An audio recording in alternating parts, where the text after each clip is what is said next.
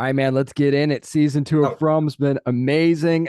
You've probably been asked this a million times. I'm going to try and ask you a little bit different way. Elgin's all the right. only one that kind of knew something was up on that bus. So, how much were you Hmm. told about what his story would be heading into the season? Oh shoot. Heading into the season. Ooh. Um, Honestly, nothing. Nothing. It was like I had some little tidbits from like additions, sides and stuff. And what I love about it is I get the episodes, oh pardon me, I get the episodes as soon as you do. So I knew what was happening in episode one and like episode two. And of course, I speak with John and Jack with some stuff, and then you just go for it, right? So, yeah. But all I know, what I can't say is that I know I had a dream. That's the thing that's clear. I had a dream that was really effed up, really like disturbing, and kind of like just like flip my entire view of reality on his head, right? So, So, getting them as they go, kind of like that, does that kind of help keep you in the moment, character wise as well? So, because you don't really know what's coming. yeah, yeah, absolutely. Like it's an interesting process because usually I like to find where I'm going so I can get there. But like this is like, and it's the culture on set is like you know what your circumstances here are, and you just do it. You know what I'm saying? Uh, and Harold's a great example of that. He gets his size, Mhm. reason, boom, in it, and he goes, and just like being there, and that's I think it's more exciting. It's more exhilarating because I feel everything true. I don't get to sit and ruminate on it. It's like the things I get, the stuff I see, it's something that is present. It's not something I can, plan too far in ahead for, right? No doubt, no doubt. Let's try and tease ahead a little bit though, because it seems like Okay. Elgin was alone on the bus when they were Mhm. going there. It's a hard place to try and get on alone. This town, this crazy town. So could we kind of see him maybe make some friends, or at least find somebody to confide in at some point? Yeah, for sure. Like he's not that much of a loner and distrusting of everyone.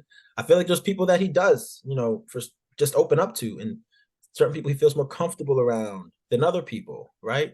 Um, and then some people who decide he may even, put his neck on the line for it. And I feel like that's um it's an interesting like journey, especially where he comes from, and like how little he will say to people, and then all of a sudden, you know, for some reason, certain people he wants to open up to, and yeah, that his this vulnerability is really really beautiful.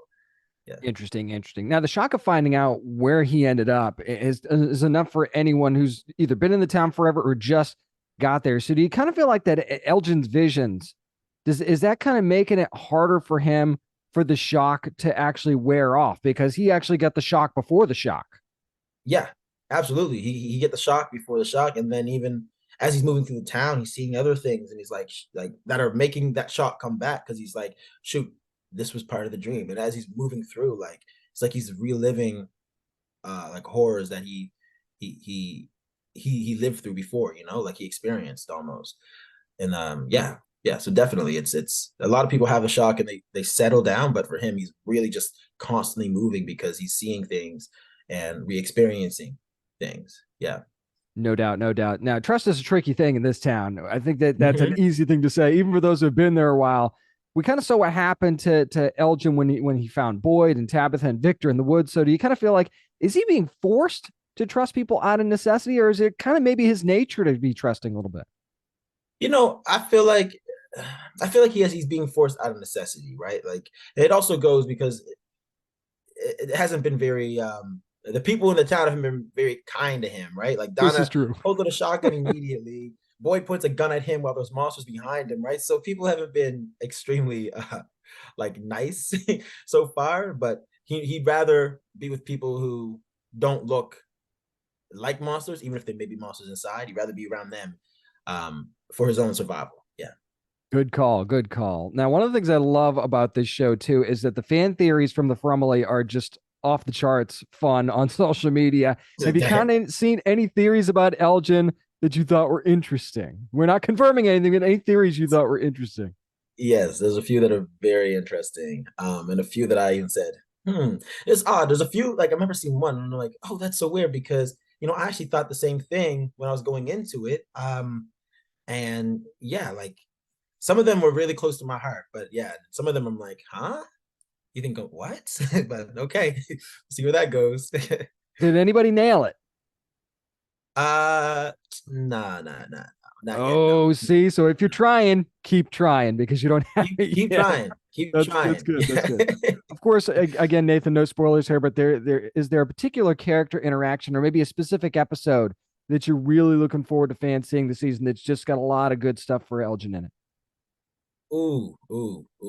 I think episode 6, I believe. That's I think one of my favorites. I love episode 6. Yeah. I'm not gonna spoil nothing, but I feel like things happen, yeah. See now, I see Yeah. you say that, and I've seen up to 5. So now you're making me want to just go watch 6 right now, just because you said that. Yeah. So okay, give me something to look Episode 6 forward to. is one of my favorite episodes. Awesome, Yeah. awesome. So before I let you go, Nathan, obviously this is a heavy show, man. I mean, especially this season is pretty heavy. What do you guys kind of do to have fun when the cameras aren't rolling? Because I'm guessing you guys have to have a little bit of fun to kind of level things off a little bit. Yeah, a lot of fun. Oh man, half the cast are comedians. That's what I can say. That's what the funny part is. Half the cast are comedians. Harold is a big comedian. Ricky, Pega, Hannah, Cliff, Liz, they're all comedians, right? Yeah, and Cortion. Yeah, they're all comedians, and I feel like it's that energy that really helps balance out like the horror. It's like the lightheartedness, the funniness, like making things a joke and teasing each other that I really enjoy. Especially me, like for some reason, like when I'm on set, I like cucumbers a lot. Like I have a low key obsession with them, and I don't know. People like to make fun of me on set and stuff because I always have to bring my cucumber and every day. But yeah, makes part of the family. No doubt, Yeah. no doubt. Now people are going to be sending you cucumbers. So just watch out for Hey, that now.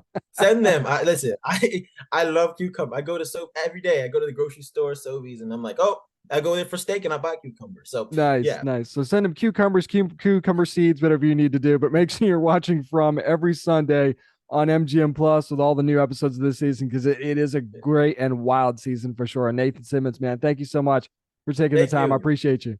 Nice speaking with you. Nice speaking to you, James.